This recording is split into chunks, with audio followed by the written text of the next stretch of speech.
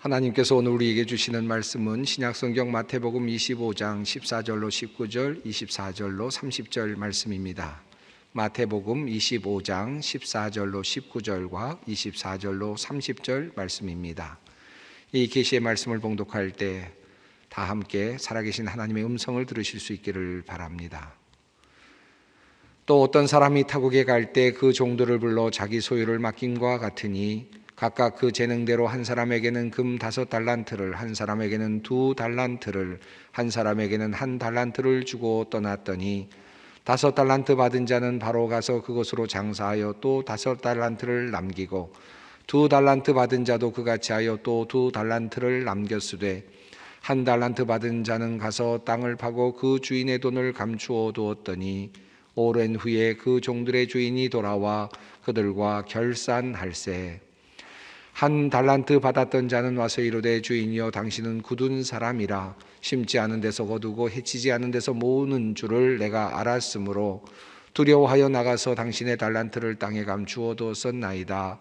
보소서 당신의 것을 가지셨나이다. 그 주인이 대답하여 이르되 악하고 게으른 종아, 나는 심지 않은 데서 거두고 해치지 않은 데서 모으는 줄로 내가 알았느냐? 그러면 내가 마땅히 내 돈을 취리하는 자들에게나 맡겼다가 내가 돌아와서 내 원금과 이자를 받게 하였을 것이니라 하고 그에게 1달란트를 빼앗아 10달란트 가진 자에게 주라. 무릇 있는 자는 받아 풍족하게 되고 없는 자는 그 있는 것까지 빼앗기리라. 이 무익한 종을 바깥 어두운 데로 내쫓으라. 거기서 슬피 울며 이를 갈리라 하니라. 아멘. 오늘 읽은 본문 말씀인 달란트의 비유는 예수를 믿지 않는 많은 사람들에게도 익히 알려진 예수님의 말씀으로서 많은 사람들에게 감동을 주고 또 교훈을 주는 그러한 말씀입니다. 누가복음 19장에는 10문화의 비유로 그렇게 소개가 되어 있습니다마는 이 달란트라는 그런 명칭으로 이런 하나의 단위로 설명이 되고 있는 비유는 마태복음 한 곳에 있습니다. 사실 이 달란트의 비유는 대림절에 적절한 본문 말씀입니다. 왜냐하면 마태복음 25장 전체가 하나님의 나라, 다가오는 하나님의 나라와 또 심판에 대한 이야기를 다루고 있기 때문입니다. 우선 마태복음의 그 특별히 뒤에 있는 후반부의 구조를 살펴보면 이렇습니다. 마태복음은 26장부터 27장, 28장, 그러니까 마지막 28장에 이르기까지 3장은 예수님의 순환과 예수님의 죽음 그리고 예수님의 부활 사건을 다루고 있는 내용입니다. 마태복음 25장이 예수님의 강화, 예수님의 설교의 마지막에 해당되는 부분이라고 할 수 있겠습니다. 이 마태복음 25장은 그런데 예수님께서 하늘나라에 대한 비밀, 특별히 하늘나라의 임함과 또 하나님의 심판에 대한 말씀을 하시는 3가지 비유로 구성이 되어 있습니다. 이 3가지 비유는 첫 번째로는 마태복음 25장 1절부터 13절까지 나오는 비유의 말씀으로서 10처녀의 비유가 소개되고 있습니다. 기름을 준비한 슬기로운 5처녀와 기름을 준비하지 못한 어리석은 5처녀의 비유가 앞에 있죠. 그리고 14절부터 30절까지 내용이 오늘 본문 말씀인 달란트의 비유입니다. 그리고 이어지는 비유의 말씀이 양과 염소를 나누시는 인자가 오셔서 예수님께서 오셔서 양과 염소를 나누듯이 오른편과 왼편에 사람들을 나누시는 이야기가 31절부터 46절까지 이어지고 있습니다.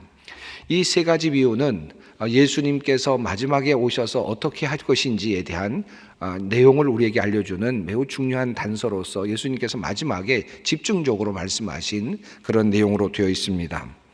이 3가지 비유 중에서 앞뒤에 놓인 2 비유는 마지막에 예수님께서 오셨을 때 어떤 일이 일어나는가에 대해서 관심 있게 우리에게 알려주고 있습니다. 신랑을 맞이하는 신부들의 모습을 통해서 그리고 인자가 와서 그리고 좌와 우편에 사람들을 나누시는 장면을 통해서 예수님께서 이 땅에 오셨을 때 어떤 일이 일어날 것인가 하는 그런 내용에 대해서 말씀을 하고 있습니다. 이 2 비유는 그러므로 전반적으로 우리가 깨어 있어야 한다, 또 우리가 준비해야 한다, 주님께서 오시는 그날을 준비해야 한다라는 그런 메시지로 그렇게 우리에게 전해지고 있습니다. 그 사이에 달란트의 비유가 있습니다. 이 비유에도 주인이 돌아오는 시점이 있습니다. 그 시점은 운명의 날이기도 하지요. 한 달란트 받았던 사람에게는 참으로 혹독한 날입니다. 하지만 이 달란트의 비유에서는 시점이 조금은 다르게 나타납니다. 주인이 달란트를 맡기고 종들에게 맡기고 떠나는 시점이 먼저 나오고 있고, 그리고 나중에 주인이 돌아와서 다시 그것을 계산하는 또 다른 시점이 나오고 있습니다. 그 사이에 시간의 간격이 있습니다. 이것이 달란트의 비유의 또 다른 점이라 할 수 있겠습니다. 다시 말해서 달란트의 비유는 주인이 달란트를 맡기고 떠난 후부터 다시 돌아와서 그 맡긴 것을 계산할 때까지의 그 시간, 그 남아있는 시간을 어떻게 슬기롭게 사용할 것인가에 대한 이야기를 다루고 있는 것입니다. 제가 어렸을 때 달란트의 비유를 읽을 때마다 이런 의문이 들곤 했습니다. 5달란트를 맡긴 종, 2달란트를 맡긴 종, 1달란트를 맡긴 종, 1달란트를 맡은 종이 그것을 땅에 묻어두고 일을 하지 않았다라는 그 이야기를 들으면서 보면서 저 나름대로는 당연하지 않을까라는 생각을 종종 했습니다. 왜냐하면 5달란트 받은 사람은 주인으로부터 그만큼 신뢰를 받은 것이고 신임을 받은 것이니까 신이 나지 않았을까 하는 생각이 들었고, 일할 맛이 나지 않았을까 하는 생각이 들었고, 2달란트 받은 사람은 비록 5달란트 받은 사람보다는 못했지만 1달란트 받은 사람을 보면서 그래, 나도 주인의 사랑을 받고 있구나, 주인으로부터 그래도 신임을 받고 있구나 라는 생각을 하면서 일할 수 있는 용기가 나지 않았을까 하는 생각을 하곤 했습니다. 하지만 1달란트 받은 사람은 일할 용기가 나지 않았을 것 같다라는 생각을 했죠. 아마 여러분도 비슷한 생각을 하셨을지 모르겠습니다. 여러분이 만약에 사람들이 보는 앞에서 어떤 사람은 5달란트를 받고 어떤 사람은 2달란트를 받고 그리고 내가 1달란트를 받았다면 어떤 마음이 드시겠습니까? 아마 일할 마음이 싹 사라지지 않았을까요? 아마 지금 1달란트를 받은 사람은 그와 같은 관점에서 일할 용기를 잃어버렸고, 그러다 보니 1달란트를 땅에 묻어두었다가 주인이 오셨을 때 그것을 가져오지 않았을까 하는 그런 생각을 해보게 되었습니다. 그러면서 저는 왜 예수님의 비유가 이와 같은 차별성을 두었을까라는 데 의문이 들곤 했습니다.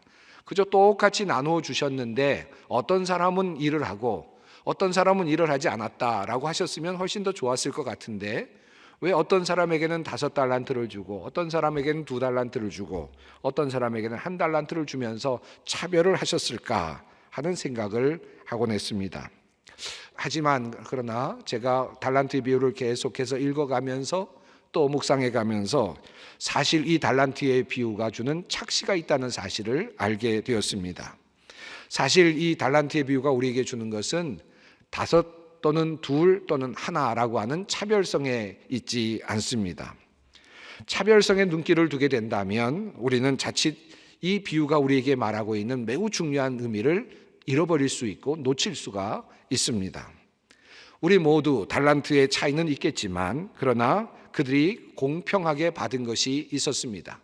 한 사람은 5, 한 사람은 2, 한 사람은 하나를 받았지만 그러나 모두가 공평하게 받은 하나가 있었습니다. 그것은 바로 시간이었습니다. 그들은 모두 주인이 달란트를 맡기고 떠난 후부터 주인이 다시 돌아오는 그 시간까지 똑같은 시간을 기회로 가질 수 있었습니다. 사실 이것이 달란트 비유의 핵심이라고 할 수 있습니다. 마태복음 25장은 이렇게 시작이 됩니다. 그때에 천국은 마치 등을 들고 신랑을 맞으러 나간 10 처녀와 같다 하리니. 그리고 이어지는 달란트의 비유는 이렇게 시작이 됩니다. 또 어떤 사람이 타국에 갈 때 그 종들을 불러 자기 소유를 맡김과 같으니. 이 말을 이어서 한다면 지금 이 내용이 하늘나라 천국과 관련된 내용이므로 이렇게 달란트의 비유를 이렇게 이어갈 수 있습니다. 하늘나라는 어떤 사람이 타국에 갈 때 그 종들을 불러 자기 소유를 맡김과 같으니 라는 말로 이해하며 본문으로 들어갈 수 있을 것입니다. 그러니까 지금 예수님께서는 천국, 하늘나라에 대해 말씀하시면서 하늘나라가 이와 같다라고 말씀을 하시는데, 이 하늘나라는 바로 14절에서 말씀하는 것처럼 소유를 맡기는 그 시점부터, 종들을 불러서 주인이 자신의 소유를 맡기는 그 시점부터 시작되었다라는 사실을 알 수 있습니다. 열 처녀의 비유는 하나님의 나라는 그 신랑이 마지막에 도착하는 그 시점부터 하나님의 나라가 열립니다. 또 양과 염소를 구별하는 그 인자의 모습 속에서도 인자가 이 땅으로 오셔서 둘을 나누는 장면에서부터 하나님의 나라가 시작되는 것을 보여줍니다. 그런데 이 달란트의 비유는 조금 다릅니다. 하나님의 나라, 이 하늘나라는 언제부터 시작됐는가? 바로 주인이 종들에게 달란트를 맡기고 떠나는 그 시점부터 하나님의 나라가 시작되었다라고 하는 사실을 우리에게 말씀하고 있습니다. 하늘나라는 이미 어떤 사람이 타국에 들어갈 때 종들을 불러 소유를 맡기는 그 순간부터 시작되었습니다. 주인이 돌아오는 시점이 있죠. 그때 하늘나라가 임하는 시점이긴 합니다마는, 그러나 하늘나라는 주인이 종들에게 달란트를 맡기고 떠나는 시점에서부터 하나님의 나라의 원리가 작동하고 있다고 그렇게 말씀하고 있습니다. 그런 면에서 달란트의 비유는 마태복음 25장에 나오는 다른 비유와 차별성이 있습니다. 독일 성서공회가 발간한 독일어 관주 성경은 이 부분을 이렇게 관주하여 설명하고 있습니다. 앞의 비유들이 종말을 앞두고 깨어 있으라든가 준비하고 있으라든가 하는 경고를 내용으로 하는 것과는 달리, 여기 달란트 비유에서는 그때까지 남아있는 시간을 슬기롭게 이용할 것을 요구한다. 하나님의 다스림이 선포되고 이미 시작되었다는 견지에서 지금 여기서 하나님의 다스림에 걸맞는 것과 하나님의 다스림으로부터 가능한 것을 행하는 것이 중요하다. 이것을 위하여 각자는 하나님이 예수 그리스도를 통하여 성령 안에서 나눠주신 재능을 가지고 일해야 한다.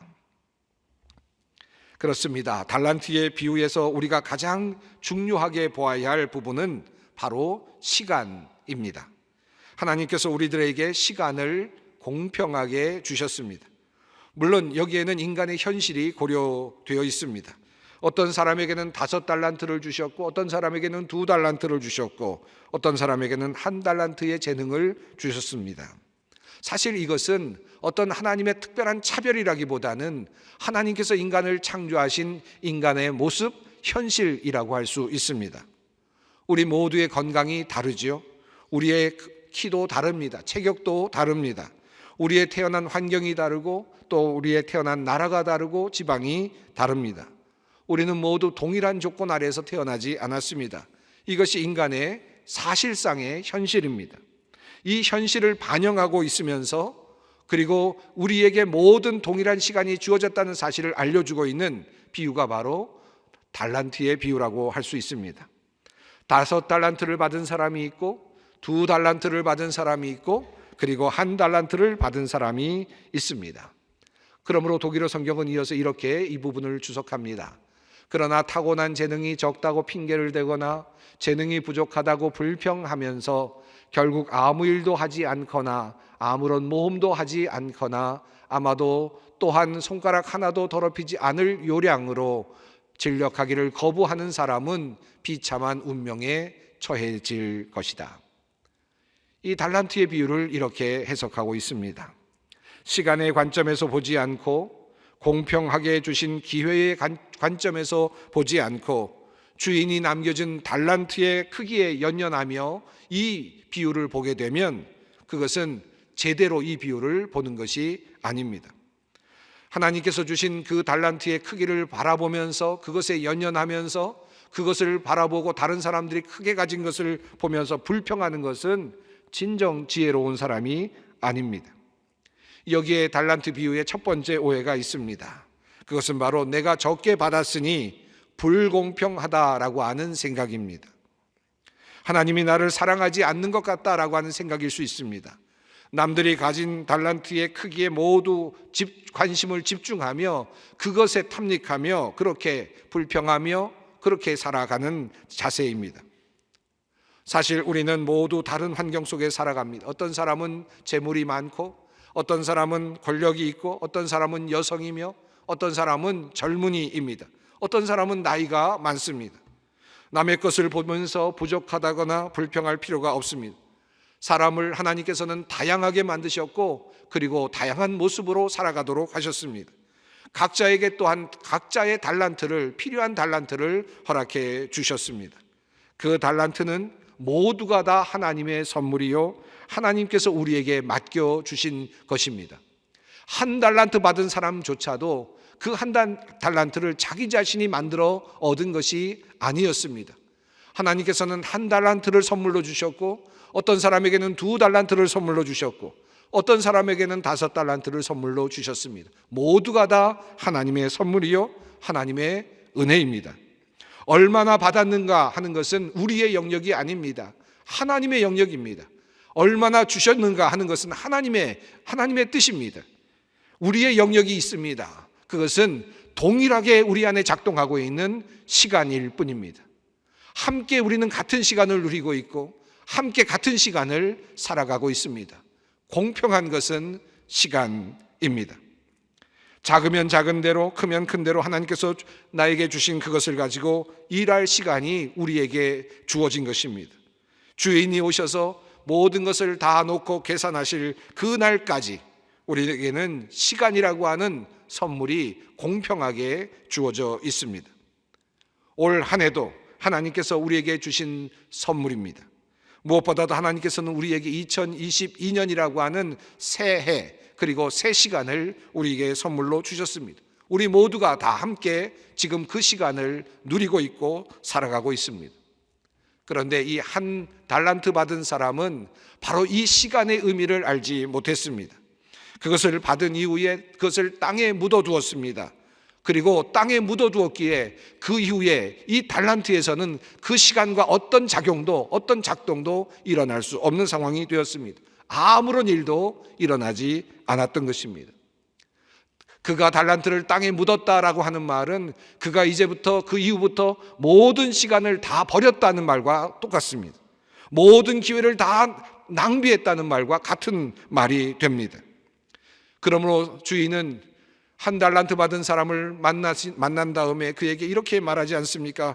내가 그렇다면 차라리 돈을 취리하는 사람들에게 주어서 내가 돌아올 때 원금과 더불어서 이자라도 받게 해야 될 것 아니겠느냐라고 그렇게 주인은 이야기하고 있습니다. 시간에 대한 이야기죠. 이자라고 하는 것은 시간을 의미합니다. 조금이라도 시간을 통해 얻을 수 있는 것들을 내가 얻을 수 있도록 해야 하지 않았겠느냐? 그런데 너는 시간을 낭비했다라고 하는 바로 그러한 주인의 진단입니다. 한 달란트 받은 종의 또 다른 오해가 있었습니다. 그것은 25장 24절 전반부에 나타납니다. 한 달란트 받았던 자는 와서 이르되 주인이여 당신은 굳은 사람이라, 이렇게 종은 말합니다. 여기서 사용된 굳다라고 하는 표현은 스켈로스라고 하는 단어입니다. 이 단어는 완고하다, 고집세다, 굽히지 않다, 건조하다라고 하는 뜻을 가지고 있습니다. 지금 이 종은 주인을 향하여 이렇게 평가를 하고 있습니다. 나의 주인은 고집센 주인이다, 인색한 주인이다, 완고한 주인이다, 어떤 것도 먹히지 않는 주인이다 라고 하는 주인에 대한 그런 생각을 가지고 있습니다. 그러나 여러분 한번 생각해 보십시오. 이 비유가 지금 위치한 자리가 어디입니까? 이 비유는 이제 하나님께서, 주 예수께서 이 땅에 오셔서 다시 심판하시는 장면을 예상하면서 주시는 비유의 말씀입니다. 그러므로 여기에 나타나는 이 주인은 하나님을 대신할 수 있고 또 하나님의 모습을 대체할 수 있는 모습입니다. 그런데 이 한 달란트 받은 사람은 그 주인을 이렇게 평가하고 있습니다. 그분은 완고한 분이고, 그분은 고집센 분이고, 그분은 인색한 분이고, 그분은 결국은 정의로만 다스리는 분이실 것이다, 판결만 내리시는 분이실 것이다 라고 하는 그런 생각을 한 것입니다. 절대로 손해보지 않는 분일 것이라는 생각이 그의 마음에 가득했습니다. 주인은 실패를 용납하지 않을 것이라는 생각으로 가득했습니다. 이러한 인식은 결국 한 달란트를 땅에 묻어둘 수밖에 없도록 만들었습니다.